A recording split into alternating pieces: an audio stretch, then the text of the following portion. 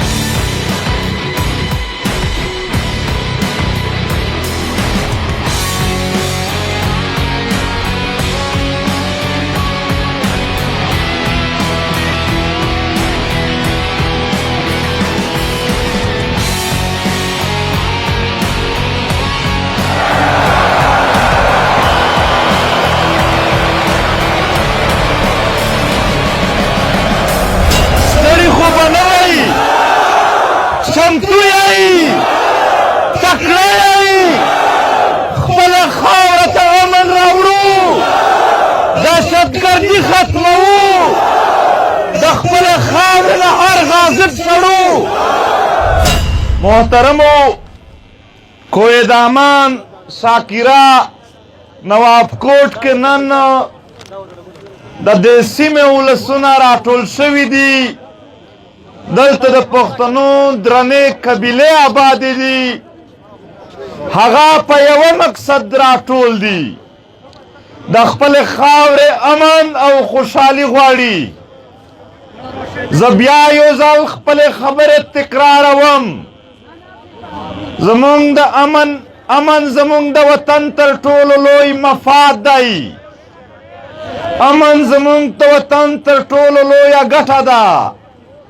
امن زمونږ د وطن تر ټولو لوی هر څه مو د امن سره تړلی دي. که امن وي زمونږ او ستاسو بچي به سکول ته تللی شي او میندې او پلارونه به ژاړي نه چې دوی به واپس راشي هم که نه به راشي. که امن وي په جومات کې به خلک لمونځ په ارام کولی شي، که امن وي د کلي مشران به جرګې کولی شي، که امن وي په عدالت کې به وکیلان راټولېدلی شي، که امن وي د دغې خاورې سپینګیري به محفوظ وي، ځوانان به محفوظ وي، زمونږ د وطن خویندې میندې به محفوظې وي، زمونږ د وطن ماشومان به محفوظ وي، زمونږ د وطن پولیس به محفوظ وي، زمونږ د وطن اولس به محفوظ وي. محترمو، نو امن زمونږ مفاد دی، زمونږ په خاوره باندې، زمونږ د کام لاړخه، د پښتنو لاړخه هیڅ یو داسې جرګه، یو داسې جلسه نه شوې ده او نه یې مونږ تصور کولی شو چې هغه په دې خاوره باندې د جنګ حمایت وکړي. ولې چې په جنګ کې زمونږ نقصان دی، په جنګ کې مونږ اختر نشو کولی، په جنګ کې مونږ سکول ته نشو تللی، په جنگ کې مونږ بازار ته نشو تللی، په جنگ کې مونږ جماعت ته نشو تللی، په جنگ کې زما د خاورې هر څه بربادیږي، زما د خاورې وجود ختم کیږي. نو په جنگ کې مونږ ته نقصان دی، ځکه مونږ د جنگ مخالف یو او د امن حمایتیان یو. خو البته یو خبره ضرور کوو، داسې خلک شته دی چې هغه په جنگ کې ورته فایدې دي، په جنگ کې ډالرې ګټلی شي، په جنگ کې پاپا جون جوړولی شي، په جنگ کې په آسټرالیا کې جزیرې اخیستلی شي. هغه د دغه ملک جرنیلان دي چې دوی تل د دغه خاورې جنگ یې راوړی دی، ولې چې په امن کې دننه دوی ته ډالر نشته، په امن کې دننه دوی ته هیڅ فایدې نشته، دوی تل جنگ خوښ کړی دی. تاسو دلته ژوند تیر کو، زه صرف د دغه سیمې څو واقعې درته بیانوم او بیا درته وایم چې آیا تاسو بیا داسې حالاتو ته تیار یئ که نه یئ تیار. تاسو ته یاد دي په 2012 چې دلته په دغه سیمو کې 23 د لیویز والا شهیدان شول. هغه ملک هاشم او ملک دوا خان درته یاد کوي چې څنګه یې شهید کړل. حاجی خیال اکبر یې په درادم خیل کې په ټارګټ کلینګ کې شهید کو. د ویستونی بوډا کورونه نن هم رنګ پراته دي. د درې د ملکانو په جرګه چې کله دماکا وشوه 450 کسان شهیدان شول. د درې جماعت کې په چاودنه کې 104 کسان شهیدان شول. دا شهیدان نه دي، په دې پسې زمونږ د مندیو د خوندیو او زمونږ د سپینګیرو او د ماشومانو دومره اوښکې تویې شولې چې د دوی ژوند نه نور نه بیزاره شول، تباه یې کړل. دا وطن یې ژړا او فریاد تصیح کو. تاسو ته د یاد وي چې دلته دغې ریاستي خلکو د کویلې مزدوران راوړل، مړه یې کړل په یوه دره کې. 14 کاله پس د هغې کویلې مزدورانو صرف هډوکي هلته ومونده شول او مندیو او خوندیو ته یې او ماشومان یې په انتظار و، هډوکي ورته پیش کړل چې دا ستاسو وجود دی. په دې خاوره باندې دلته په سلګونو خلک ورک دي. هغه د کوه دامان په جنازه کې چې دماکا وشوله چې په سل نه باندې کسان شهیدان شول. هغه د قاسم خیل دره ګرلز سکول 18 ماشومان در یاد کوي چې وړوکي د ګل په شان وجودونه یې د بارود باندې سوي وو، شهیدان پراته وو. تاسو د شیراکو دره باندې هغه بمباري در یاده کوي چې 15 ماشومان پکې شهیدان شول. ستا په جماعتونو، ستا په جرګو، ستا په مدرسو، ستا په سکولونو او ستا په هر ځای کې په بازارونو کې دماکې وې او بمبارې وې، ستا پکې وینې توی شوې، ستا لوڅ دشمنه غوښه پراته وو. دلته د ګل په شان ماشومان په وینو لمبېدلي وو او په هغو وینو باندې چا ډالر وګټل او په هغې وینو باندې خلکو ځانونه جوړول. نو محترمو دلته تپوس دا کیږي، مونږ د ولسونو ته تاسو وینئ چې هره ورځ یوه یوه علاقه ته روان وو. مونږه هره ورځ د پښتنو یو سیمه ته ورځو. په تیر 3-4 میاشتو کې مونږ د پښتنو هره سیمه ته چې ورسېدلو نو تاسو ته یوه نتیجه راوړو. ای پښتنو، ستاسو مسائل د یو بل نه جدا نه دي، خو تاسو سره جدا یئ. ستاسو حالات د یو بل جدا نه دي، تاسو سره جدا یئ. تاسو بې اتفاقه یئ، تاسو یې یو بل بدنام کړي یئ. قبایلي سیمې په یو نامه باندې بدنام کړي دي، متنې او بړابېری په بل نامه بدنام کړي دي. لکه مروت نه واخله تر سوات هره علاقه یې د یو بل په نظر کې بدنامه کړې ده، ځکه چې بیا به زمونږ د یو بل را نږدېوالی، د یو بل اتفاق ممکن نه وي چې د یو بل په سترګو کې زمونږ د یو بل تحقیر موجود وي، بدنامي موجوده وي. دا بدنامي او دا تحقیر دا د زړونو نه وباسئ، ځکه چې دا د لکي مروت مسایل، دا د درادم خیل مسایل، دا د کوه دامان تر سواته پورې او تر کویټه چمن پره مونږ ګرځېدلي یو د ټول وطن یو شان مسایل دي. دا ته به یو کېږو او په یو انداز به د دغه جواب ورکوو. محترمو تاسو په پیښور کې اوسېږئ منصوبې روانې دي چې پیښور نور هم خوار شي چې پیښور نور هم په مخ نشي لاړ ځکه د پیښور ایخوا دیخوا چې څومره علاقې را تاو دي چې د هغې نه به پیښور یعنې وسیع کېده اکسټینډ کېده به هغه کې د غلو د نشو تماشې جوړې کړلې او دلته د علاقې بدنامې کړلې چې د پیښور ښار محدود شي بیا یې د پیښور ښار د نور محدود کولو دپاره بله منصوبه راوړه موږ د موټروې خلاف نه یو خو یوه موټروې د ډي خان نه اسلام آباد ته تېره کړله ډي خان بنو لکي مروت د وزیرستانونو خلک اوس چې دې خوا راځي روډونه خراب دي خو هغې خوا ته روډونه سم دي نو په اسانه تللی شي بله یې د سوات نه تر اسلام آباده پورې تېره کړه د اسلام آباد پورې هغه خلک اوس آسانې لارې دي ورته خو خپل پیښور ته یې ټولې لارې کندلې دي وایي مونږ روډ جوړوو مونږ ویل که رښتیا دوی روډ جوړوي دوی چې کله روډ وکنده مات یې که بیا ویل فنډ ختم شو نو فنډ خو په هغه ځای کې موټروې ته نه ختم کېده دلته څنګه ختم شو خو پیښور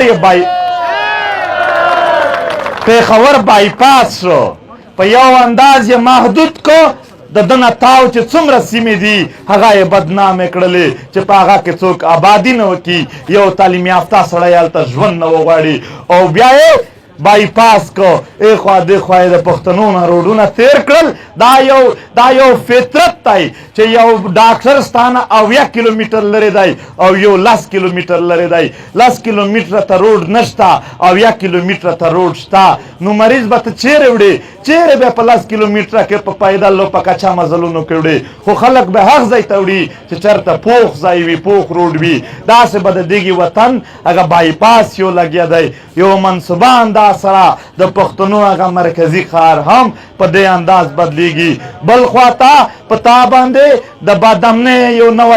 یو نوی جنګ نوی خو نشي ورته ویلی د هغې تیر جنګ یوه نوې څپه در باندې راولي په دې پیښور کې په یو ډېر حساس ځای کې په سل نه باندې پښتانه په پولیس لاین کې شهیدان کړل نتیجه یې څه وه آیا په دې ملک کې تاسو څه تحقیقات ولیدل یو عدالت مو ولیده یو پارلمان مو ولیدل چې په دوی خبره کړې وي نشته دی دلته د پولیس والا شهیدان کې یوه پې جنډې ولګوي او درې ګول ګول د ګلونو چې کوم غوي هغه پې کېدي بس خبره ختمه بس وینې توی شوې ارزانې وینې وې هېڅ تپوس یې نشته دی او دوی د دا انصاف خو نه وی ورکړی چې دوی دلته انصاف ورکړی وای خو چې کوم د پولیس والا د انصاف دپاره غږ پورته کړی و هغه پولیس والا لرې کړل او ختم یې کړل او ویې ویل چې زمونږ په صفونو کې په کام وطن ننګ کوونکي خلک مه پرېږدئ ویې باسئ د دغې ادارې نه نو بس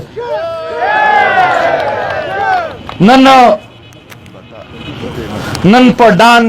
نیوز کې به تاسو ریپورټ لیدلی وي چې د امریکې د کاونټر ټیرریزم ټیم را روان دی هغه به فیصلې کوي چې اوس دلته څه دي هېڅ نورې فیصلې نشته دی دلته د نوي جنګ منصوبې دي او د ډالرو د دغه منصوبې دي او په دې خاوره باندې د استعمار پراکسي جنګونه دي د دغې دپاره ډېر ښکاره میټینګونه لګیا دي ډېر ښکاره اجلاسونه لګیا دي خو په بل اړخ باندې آفرین وایو پښتون کام هم ځای په ځای غونډې لګیا کړي دي پاڅونونه لګیا کړي دي احتجاجونه لګیا کړي دي جلوسونه لګیا کړي دي او اجلاسونه لګیا کړي دي انشاءالله مقابله جاری ده انشاءالله په دې خاوره باندې موږ هېڅکله هم دا استعماري منصوبه ته د امریکې نه واخله د پاکستان تر جرنیلانو پره هغو ته موږ دا پیغام ورکوو چې موږ ستاسو سره څه بد کړي وي چې زما د ماشومانو ټوکړې ټوکړې جسمونه دې واچول څه بد مو در سره کړي وي چې په دې خاوره باندې تا جنګونه راوړل څه بد مو در سره کړي وي چې موږ د غرق او تباه کړلو نن هم موږ ټوله نړۍ ته وایو چې نور کلار شئ زموږ نه نور زموږ د خاورې نه کلار شئ کنې داسې جواب به درته میلاو شي چې احمدشاه ابدالي نه به هم کیسه ورتېره شي په هغه نه به هم کلک در سره که د چا دا خیال وي که د چا دا خیال وي چې دا خاوره ته به په اسانه د دغې خاورې په وینو په اوښکو باندې موږ ډالر وګټو والله چې نور خو نشي ګټلی خو تیر دی چې کوم خوړلی دي هغه به هم الټی کوي او راچوي درنه هغه به هم محترمو مونږ ته دا وایي چې لهجې مو ترخې دي. تا زما کام ځورولی دی، تا زما د کام وینې تویې کړي دي، تا زما د کام د خواندیو ماندیو اوښکې تویې کړي دي. والله چې وس مې ورسېږي تر دې به هم سختې لوبې وي، تر دې هېڅکله د نه پرېږدو. چا چې پښتانه ځورولي دي هغه ته مونږ ښه په ټټر وروتلي یو، ځوروي او ستړیوي. ولې زما کام ستړی کړی دی، ولې زما وطن برباد کړی دی. نو محترمو زه بیا هم درته وایم چې زموږ د کام مسایل یو دي، حالات یو شان دي، خو کام یو شان نه دی. کام به راټولېږي، کام به د خپل وطن خبره کوي. ورونو دلته د مختلفو ګوندونو خلک ناست دی، هغو ته هم وایو پي ټي ایم ستاسو نه، پي ټي ایم ستاسو نه ووټ نه غواړي، ورته چې چا ته خوښ وي هغه ته ورکوه. پي ټي ایم جرأت غواړي، ننګ غواړي د خپلې خاورې دپاره. بس د جرأت په میدان کې زموږ ملګري کوه، د جرأت په میدان کې زموږ ملګري کوه. موږ د دغې ظالمانو سره لاس او ګرېوان یوازې د کام دپاره یو، د وطن په خاطر یو. او زه خپل هر ملګري ته آفرین وایم، یقینا د پي ټي ایم جلسه ته، د پي ټي ایم جلوس ته، غونډه ته یې چې څوک راځي په هغه کې د ده ذاتي هېڅ مفاد نشي کېدلی. ځکه چې کومه ډانګه وویله په درته ډېره شي، کومه نوکري بازار کې هغه خدای ته البته که څوک هم راځي یوازې په کامي ننګ راځي، په خپل وطن او په خپلو لیکونو د غیرت دپاره راځي، هغوی په غونډو کې شرکت کوي. نو آفرین وایم د ټولو خلکو ته چې دوی اوس راپورته شوي دي. محترمو دا اوسنی چې حالات جوړېږي د دغې دپاره تر ټولو لوی هتیار دوی ږیره استعمالوي، ږیره خوراکي، دماکې ورکي. دلته اوس هم ماته ملګري چیټونه کوي چې په پوره د درادم خیر کې تر کوهدامان پره دلته باتې اخیستل کېږي، او دلته بیا د ریاست له اړخه هم خلک وژل کېږي، چپې وهل کېږي. اوره د څه شي پته اخلې، ته د څه شي چپې وهې. دلته خلکو ته دومره لویو ډالرو کې دننه هم زموږ د خواریو او مزدوریو پیسې پکار دي. موږ خپلې خوارۍ او مزدورۍ د دې دپاره نه کوو چې دلته خلک پې ساتو. زموږ مزدورۍ او خوارۍ د خپلو بچو د رزق دپاره دي، د خپلو بچو رزق به څوک هم چاته نه ورکوي. محترمو بیا په کورونو چپې اچوي، خو چې چاپه واچوي څه دپاره اچوي؟ وایي موږ تراګر غواړو، چې راوځي بیا د تور نه غلا کړي وي.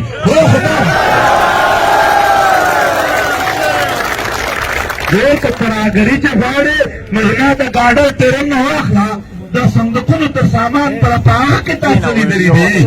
خو البته تراګري ختمول که د دوی کار وای، په 100 کاله کې 100 اپرېشنونه وکړل خو ختم کړی به وای. خپل روزګار دی ولې ختموي؟ کاروبار یې په دې کې روان دی. لهذا نور د دغې وطن نه دا ډرامې ختم شي. د دې دپاره متحد اوسېدل دي، د دې دپاره هم آهنګي جوړول دي، د دې دپاره یو کېدل دي. دا د خیلونو، قبیلو، سیمو او د ګوندونو خبره نه ده، دا د پښتون قام خبره ده. د حیثیت قام به ورودرېږو. زموږ مسایل زیات دي او بیا د دې زړو خلکو د لاسه دي، خو خدای پاکې موږ ته هم علاج ښودلی دی. هغه علاج دا دی چې خپل قام متحد کا، دا قام چې په اتفاق وي، هره مسله ته، هره نیستي او خواري ته، هره دهشتګردي ته او د دنیا هر قوت ته موږ د دغې قام په اتحاد باندې شکست ورکولی شو. لهذا خواري وکئ، قام متحد کئ، په قام کې تفریق مه کوئ. د دغې وطن هر ځوان زموږ دی، هغه که په کوم ګوند کې هم دی، ملا علمي، ملک مشر، هر څوک زموږ د وطن خلک دي، بل وطن نشته دی. محترمو ډېر سخت یې تنګ کړي دي پښتانه. نن هم په پښتونخوا کې چې څوک دومره 40-50 لکه روپۍ لري، هغه ځي چېرته د پنجاب کې کور اخلي. دلته پښتانه ته خپل خاوره د تنور په شان جوړه کړې ده چې ژوند نشي پرې تېرولی، ژوند یې ورته مشکل کړی دی. نن به حیثیت قام ته دغې ځای ته مجبوروي چې دا وطن پرېږدئ. پښتنو که تاسو نه دا وطن د لاسه لاړو نو ستاسو چېرې بل وطن شته دی؟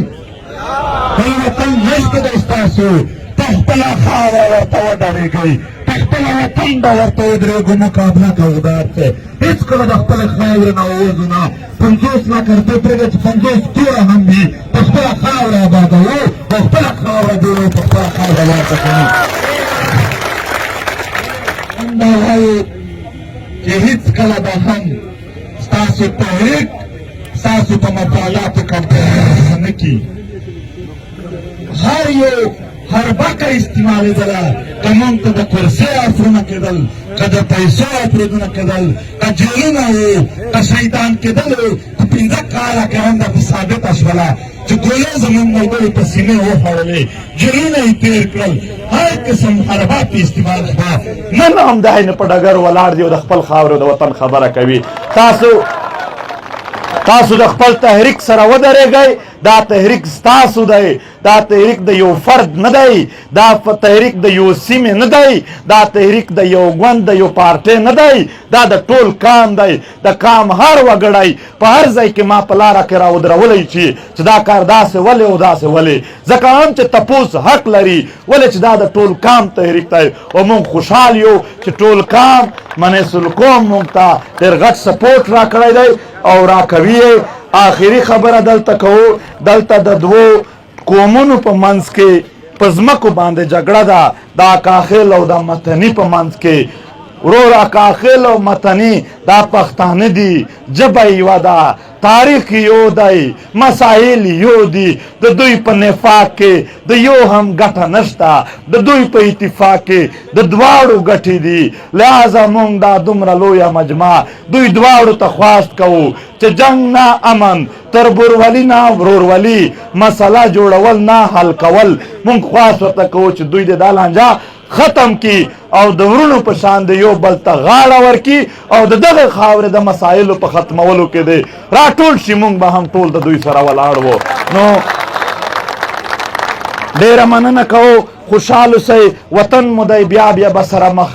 کېږو او بیا به یو بل ته ودرېږو او بیا به یو بل ته خبرې کوو البته په یو شي باندې په یو عمل باندې یقیني شئ چې د خاورې دفاع دپاره د دغه خاورې مور وطن د تحفظ دپاره د خپل قام د ژغورلې دپاره چې کوم عمل ته هم ضرورت شو ښه په جرأت به په مخ ته ورځو